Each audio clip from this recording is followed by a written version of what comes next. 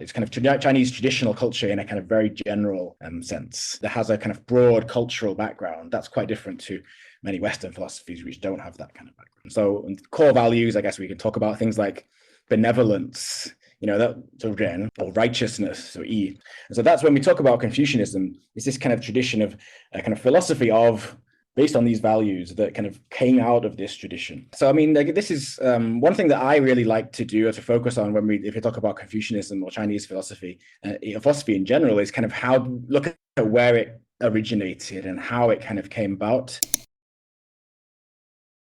So one of the main kind of important reasons why we should study Confucianism today is kind of how did Confucianism and also, of course, Taoism and other traditions, how did they respond to this kind of social crisis or crisis of values in their society? And how did they think you could deal with this? How did they think we could avoid these problems, or we could make them less serious, or we could find ways to change them and organize society in a different way that would kind of improve the livelihood for people? Yeah, that's a good example. I think that shows one thing, important aspect about that quotation is that it shows that Confucianism is not the way that especially a lot of Western commentators would have understood it. And Confucius was very keen on kind of individual people as kind of individuals. They're all different, together making up this kind of system and respecting and allow have these kind of differences, and that this makes the society as a whole, and rather than having all kind of exact identical views and following the same views. So this is something that became very important in China, and Confucius' ideas like this gave a kind of ideal for them as kind of, they all have their own backgrounds, their own differences, but they're still existing as a kind of community or society.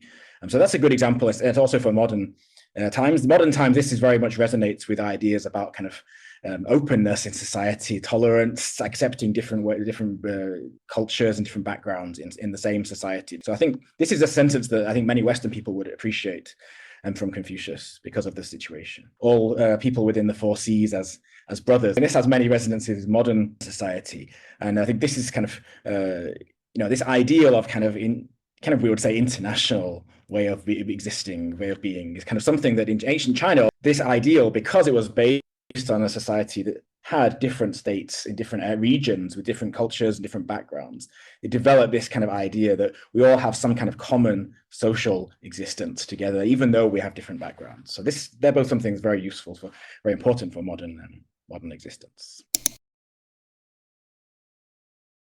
Well, I mean, the key in general, I think one of the things that's kind of lacking most at the moment in all of these kind of situations is any real kind of dialogue between people from these different cultural backgrounds, different groups in the world. One of the main disadvantages of this kind of the virus, the COVID situation, has been this kind of reduction in travel. This is a big problem, especially when we think about dialogue and the importance of kind of what we call like people-to-people meetings, people meeting each other and kind of realizing that they are able to coexist. And, as long as they can find a way to communicate in terms of language, they're able to kind of coexist and find many common points. So we talked about in traditional Confucianism, this idea that you can develop a community where you have some basic common goals. And then we talk about the specific ways we deal with these problems, specific solutions to these problems. Those are things that we need to talk about and just resolve in a kind of dialogue, discussion, and kind of compromise. Inevitably, this is the only way to resolve those problems.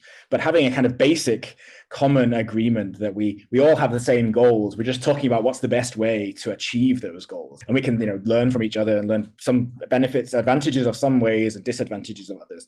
Then it kind of becomes a problem we can solve rather than a problem we just have to sit there and face.